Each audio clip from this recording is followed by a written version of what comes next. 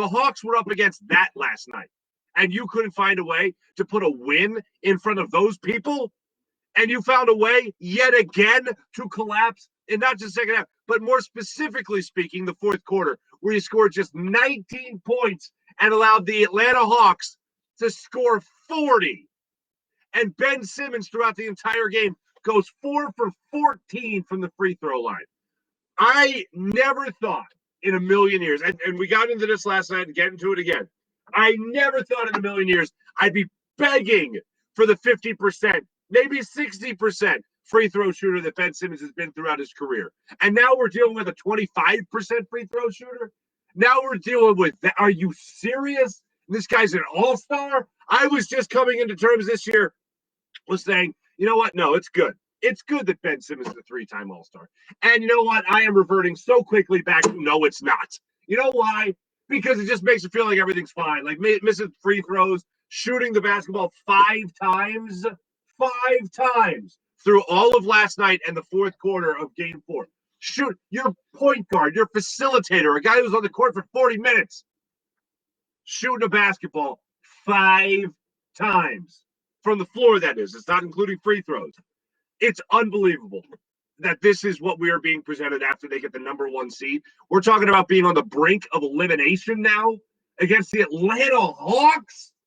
Oh, you know, the Sixers are young. Yeah, guess who else is pretty young? A team led by Trae Young. They're pretty young, too.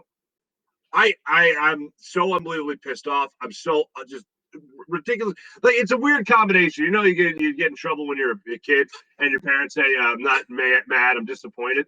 I'm both. And that disappointed one is supposed to hurt so much more. I am both of those things today. I was both of those things last night. Mad and disappointed in what the Sixers team couldn't do. Mad at Ben Simmons for not being able to hit free throws. Mad at Ben Simmons for not being aggressive. I'm mad that Joel Embiid couldn't close out the game, because here's what I'm looking at. As much as it might suck to look at Joel Embiid and say, oh, man, the guy's gutting it through the torn meniscus, and he's still going after it. And he grabbed his knee late in the game yesterday as well. So what more could you want from him? I'll tell you what, him to take over when he knows Ben Simmons is not.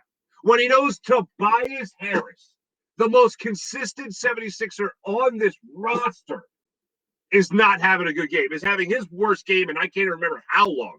Scores 4 points throughout this game. Was 2 of 11, I believe it was, from the floor. 2 of 11 from the floor. He's minus 10 in the game overall. And he gets you 4 points? 0 for 3 from three-point land? Tobias Harris, the guy that's, this guy, 20 points every single, and that's what he does. And last night was an anomaly. But, man, that's a terrible game to break your consistency there, Toby. Seth Curry and Joel Embiid were the whole reason we were still in this game in the second half. And Doc Rivers mentioned that post-game. He mentioned how if they don't have Seth Curry going off the way he was in the third quarter, you're talking about this being a completely different – you're talking about a second-half breakdown, much more like what you saw in the previous game, where it was the entire second half. It wasn't just the fourth quarter. I just still can't wrap my head around it. And so we'll go back to Joel Embiid here. So Joel Embiid – isn't able to help close out the game, unfortunately. Played great throughout the entire 3.5 quarters, but stopped being aggressive.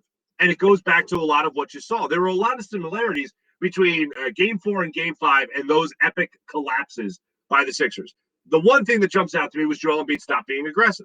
Joel Embiid had to keep being aggressive. The minute Joel Embiid starts stopping and pulling up for 15-foot jump shots instead of challenging Clint Capella and going to the rim and getting fouled and maybe getting the N1 and going to the line and all that, the minute he stops doing that, that bails the defense out every single time. And then he's also forcing shots that he knows he really shouldn't be taking anyway. He should be going to the rim. He chooses not to do that. You look at a guy, you say, oh, well, look at the great game that he had overall. 37 points, 13 rebounds, 5 assists, which is good for him. And you think, oh, but you can't get mad at Joe. Well, you know what?